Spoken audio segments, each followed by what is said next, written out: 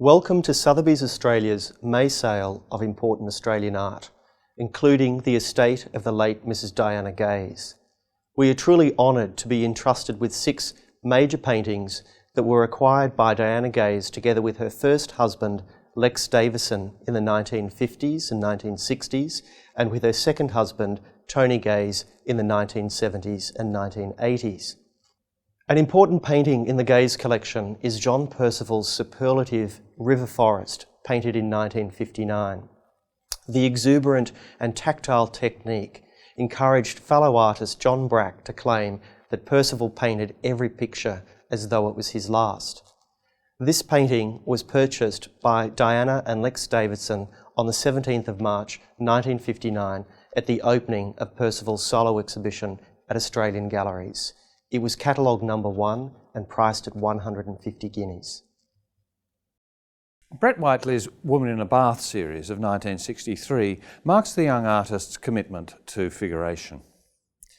The sensual, even erotic language of his previous abstractions and landscapes here is made fully explicit in a sequence of pictures showing his beautiful young wife Wendy in the bathroom of their London flat.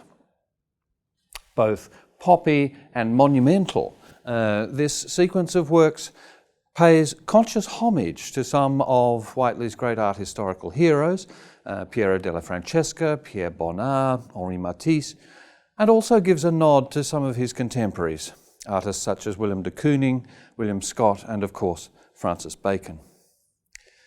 This work, recently repatriated from the United States, is number 1 in the series.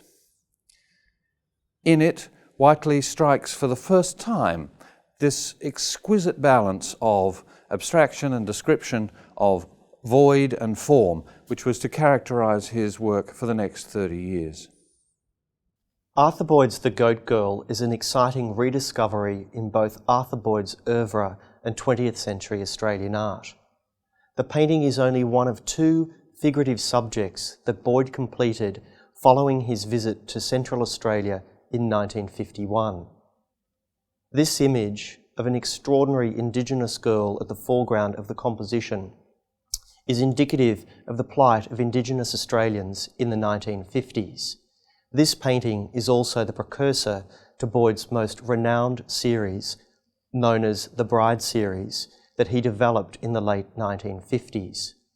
The Goat Girl has only been known to scholars from a black and white reproduction, and it is truly an exciting re-emergence. The painting has remained in the same private collection for almost 60 years. Although he spent most of his career overseas, in France, in England, in India and in the United States, in the 1890s the young Aby Altson was one of Australia's most important young artists. This historically significant picture, Children's Children, is something of a student demonstration piece. It shows the artist's skill with figure composition, with portraiture, with drapery, even, as you can see on the mantelpiece, with still life. In fact, it won the artist the National Gallery School's prize for Best Portrait or Figure Subject in 1899. The following year, Altson won the second of the Gallery School's travelling scholarships for Flood Sufferings, the painting now in the National Gallery, Victoria. Both of these works show precisely the kind of sentimental subject picture that was so beloved of the late Victorians, particularly when it was inflected with some kind of local subject matter. It was a form of painting which was strongly encouraged by the then master of the National Gallery School, George Follingsby, whose influence on Australian art in this period was unparalleled. In January 1957, John Perceval visited the Mornington Peninsula and created 8 compositions that focused on the Portsea and Sorrento area. Painting outdoors, and often under adverse weather conditions, allowed Perceval to experiment with different rapid techniques.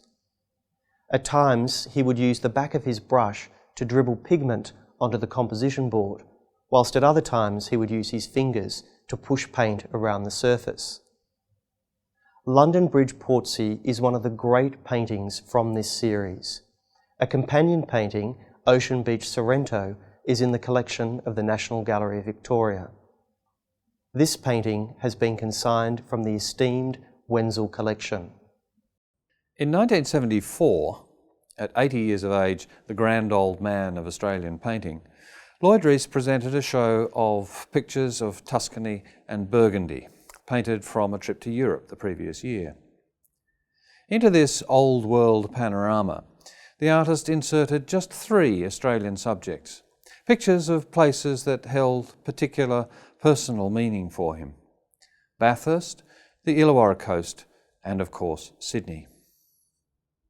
Sydney, the Source, is a magnificent Turneresque hymn to the harbour, a painting whose melting palette and delicate gossamer surface are freer and more luminous than anything in the artist's previous work. The foundational picture for the famous Tribute to Sydney show 5 years later, Sydney the Source introduces the late great work of the artist's final phase, the serene and poetic grandeur of his late landscapes. A special highlight of the sale and our cover painting, Fred Williams's Pool at Agnes Falls, offers a summation of the artist's extraordinary and revered series of paintings of waterfalls. Inspired by Eugene von Gerard's Strath Creek Falls in the collection of the Art Gallery of New South Wales, Fred Williams visited numerous waterfalls in remote areas of Victoria. A work of such quality, scale and magnificence has never previously been offered for auction. Williams's use of complex colour combinations and multiple perspectives in such an ambitious composition truly attest to the formidable and innovative qualities that defined him as one of Australia's great landscape painters. My colleagues and I look forward to welcoming you to the Sydney and Melbourne viewings of this sale and look forward to seeing you at the auction on Tuesday the 14th of May.